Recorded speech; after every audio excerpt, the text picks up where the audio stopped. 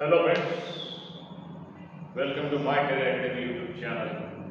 दोस्तों, आजकल जीडी का एग्ज़ाम्स आने वाला है, नोटिफिकेशन आ चुका है और आपको सिर्फ जीडी के लिए फिर bank, UPSC, railway, IBPS, insurance, इन सभी के लिए प्रॉफिट एंड लॉस चैप्टर काफ़ी इम्पोर्टेंट है और उसमें उनकी बेसिक कंसेप्ट है ना अपनी क्लियर नहीं होती है और जिसकी वजह से अपने को काफ़ी सारी दिक्कतें आती हैं। तो हम ये profit and loss chapter basic concept से चालू करने वाले हैं, क्योंकि अगर हमको कंसेप्ट क्लियर हुआ तो ही हम कुछ अचीव कर सकते हैं, ये चैप्टर सॉल्व कर सकते हैं। बहुत आसान चैप्टर है, लेकिन आदमी को छोड़ देता है क्योंकि नहीं समझ में आता क्या करें क्या नहीं करें। तो चलिए हम शुरू करते हैं बेसिक कंसेप्ट। सबसे पहली कंसेप्ट है हमारी कॉस्ट प्राइस, या उसे हम करते हैं परचेज प्राइस।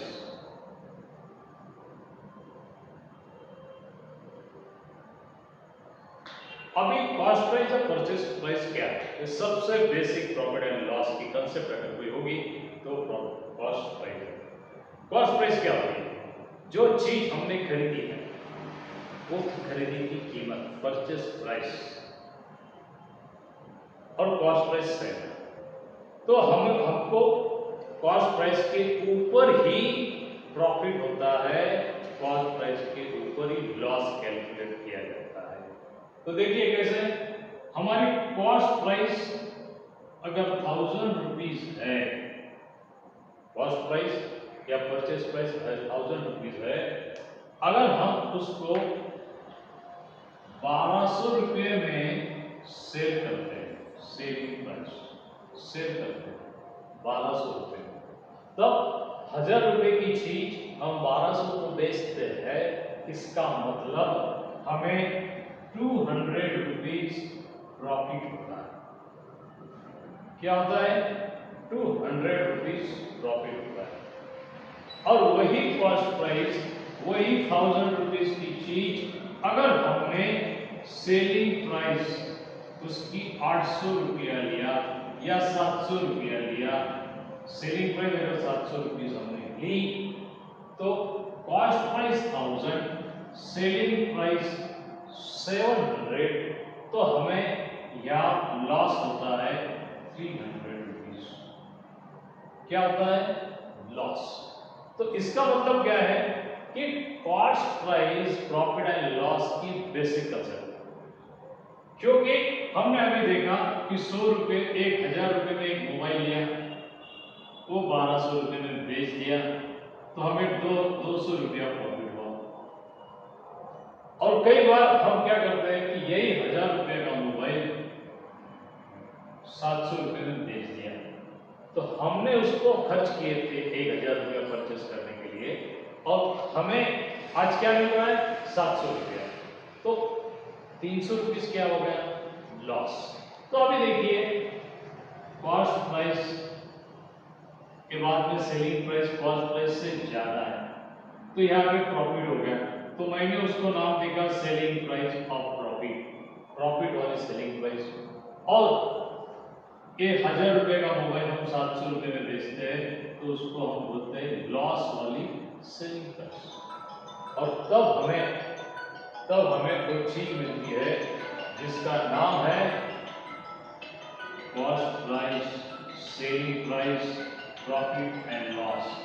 ये जो बेसिक चीजें हैं, ये चीजें हमें इस कॉस्ट प्राइस के ऊपर मिलती है।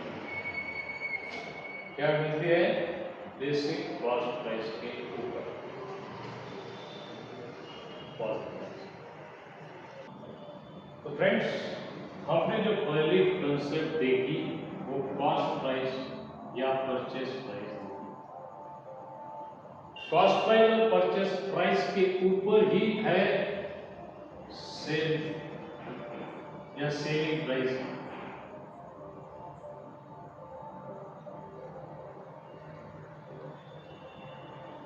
उसको हम सेलिंग प्राइस बोलते हैं।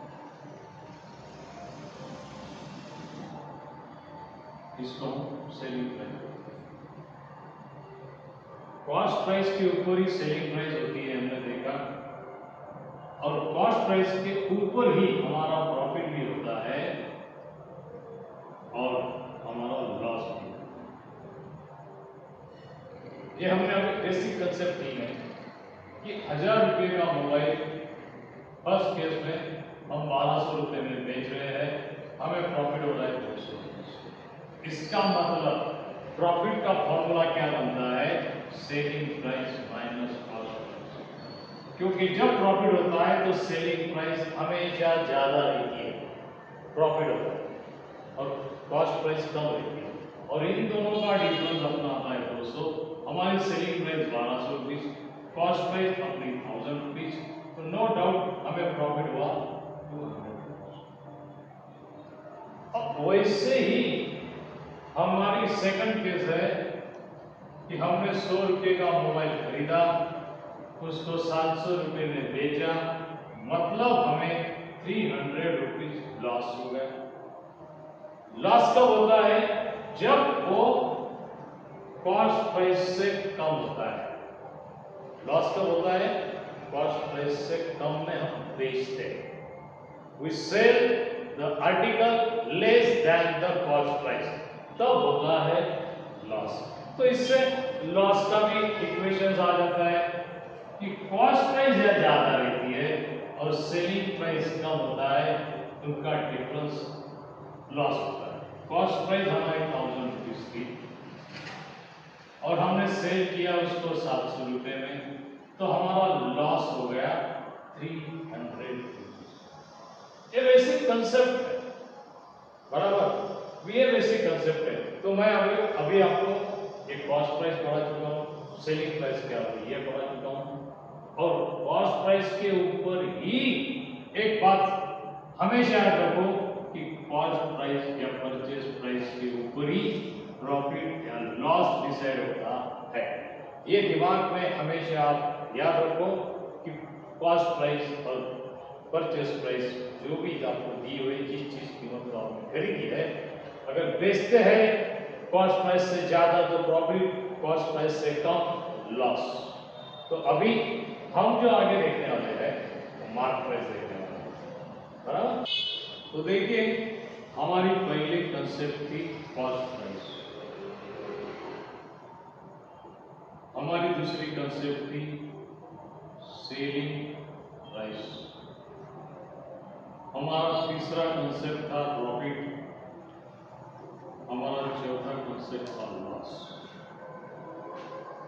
अभी एक सबसे इंपॉर्टेंट चीज जो हमारी कंसेप्ट समझने की है वो है मार्क प्राइस, या उसको बोलते हैं लेबल प्राइस। अभी बोलते हैं सर ये लेबल प्राइस या मार्क प्राइस क्या होता है? देखिए, आप जब दुकान में जाते हैं कोई भी चीज खरीदने के लिए, उसके ऊपर एक कीमत प्रिंटेड होती है। ऐसी कोई चीज है कि इसके ऊपर कीमत नहीं प्रिंट होती? हर चीज पे प्रिंटेड कीमत होती है। कि मान लो कि आपके मोबाइल के ऊपर ये 1000 रुपीज, या आप बोलेंगे 10,000 रुपीज, ये मार्क प्राइस है, उसके ऊपर लेबल है, लेबल कि ये मोबाइल आपको 10,000 रुपये में मिलेगा, थप्पा लगा है उसके ऊपर, लेबल है 10,000 रुपीज। लेकिन आप भारत के लोग, इंडिया के लोग क्या बोलेंगे? उसने 10,000 दिया तो कुछ कम ज्यादा हो जाएगा। तो मार्क प्राइस में हम कभी चीज नहीं खरीदते, दुकानदार हमें कुछ चीज छूट देता है, डिस्काउंट देता है। तो कैसा डिस्काउंट देता है? ये जो मार्क प्राइस जो लेबल प्राइस है उसके आगे की कंसेप्ट है डिस्काउंट, और डिस्काउंट के ऊपर तो इंडिया चलता है। अभी विंटर सेल है, समर सेल है, तो सेल में क्या 1000 रुपया थप्पा लगा है उसके ऊपर, और वो चीज आपको देता है 2000 रुपये छूट, और आप उसको लेते हैं 8000 रुपये में। तो उसने कुछ चीज कम की, आपको कुछ रिबेट दिया, कुछ छूट दी, उसको बोलते हैं डिस्काउंट। और डिस्काउंट किस पर दिया जाता है? मार्क प्राइस पर। अरे आप बात सोच लो कि discount is always calculate on mark price. क्यों? कि भाई ये लेवल है, इस पे कोई खरीदता नहीं है, डिस्काउंट देंगे तो खरीदा। डिस्काउंट मतलब क्या? हमें कुछ कम कीमत उसको देनी पड़ती है। अभी ये 10,000 रुपीज का मोबाइल, 2,000 रुपये चीट, आप खुश, उसने 8,000 रुपये को आपको 8,000 रुपये मिला, आप खुश।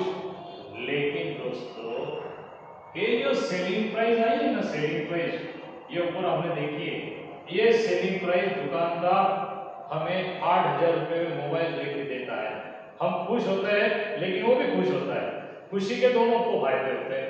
8,000 रुपये मिला क्योंकि 2,000 रुपये आपको मिल गया, और दुकानदार को एक 8,000 रुपये में प्रॉफिट रहता है 3,000 रुपया, वो प्रॉफिट कमा लेता है। एक्चुअल कॉस्ट प्राइस उसकी होती है 5,000 रुपया। अब समझे, 10,000 रुपया लेवल, 2,000 रुपये डिस्काउंट देके आप खुश, वो 8,000 रुपये को आपको बेचता है, और 8,000 रुपये बेचता है तो वो दुकानदार ने इतना बढ़िया अपना शोरूम होता है, अच्छे अच्छे लोग वहाँ पे काम करने के लिए रखता है, तो उनको सैलरी वगैरह देगा कि नहीं देगा, या फुकट नहीं, तो फिर वो उसमें 3,000 रुपया कमाता है प्रॉफिट, और उसकी ओरिजिनल प्राइस या कॉस्ट प्राइस होती है 5,000 रुपया। तो 5,000 रुपये का मोबाइल के ऊपर 10,000 रुपये का लेबल लगाता है, आपको 2,000 रुपये छूट देता है और बेचता है 8,000, और वो कमाता कितना है? 3,000। तो अभी आपको कुछ कंसेप्ट समझ में आई है कि देखिए, कॉस्ट प्राइस ओरिजिनल प्राइस होती है, सेलिंग प्राइस जो कॉस्ट प्राइस के ऊपर वो प्रॉफिट या लॉस लेकर बेचता है, या 10,000 रुपये की चीज आपको 8,000 रुपये में नहीं बेचता है, वो 5,000 रुपये की चीज 8,000 रुपये में बेचता है। 5,000 रुपया उसकी कॉस्ट प्राइस है, 8,000 रुपया उसकी सेलिंग प्राइस है, प्रॉफिट आ गया उसको 3,000 रुपया, बराबर। लॉस होता है नहीं, क्योंकि लॉस हुआ ही नहीं है, 5,000 रुपये की चीज 8,000 में बेच देता है, तो यह लॉस नहीं। तो अभी हमने इस लेक्चर में क्या क्या चीजें सीखी है? कॉस्ट प्राइस जो हमने परचेस की, सेलिंग प्राइस जो दुकानदार बेचता है या हम कभी बेचते हैं, हम बेचते हैं प्रॉफिट और लॉस लेने के लिए, ये प्रॉफिट है। लॉस मार्क प्राइस जो लेवल होता है, लेवल उस कीमत में चीज बहुत कम लोग खरीदते हैं, लेवल प्राइस, और फिर आता है डिस्काउंट, और इन्हीं 6 खांबों के ऊपर प्रॉफिट एंड लॉस की दुनिया खड़ी है। इसके अलावा कुछ 8वीं चीज नहीं है, 10वीं चीज नहीं है, इन 6 चीजों के ऊपर ही प्रॉफिट एंड लॉस की बिल्डिंग खड़ी है। और मैं आपको बता दूं, ये अगर आप ये आपका पहला लेक्चर होने के बाद दूसरे लेक्चर में मैं आपको कॉस्ट प्राइस से सेलिंग प्राइस कैसे निकालते हैं, उसके प्रॉफिट परसेंट कैसे निकालते हैं, ये हम देखेंगे। अगर ये वीडियो आपको अच्छा लगा तो लाइक, शेयर और सब्सक्राइब जरूर कीजिए।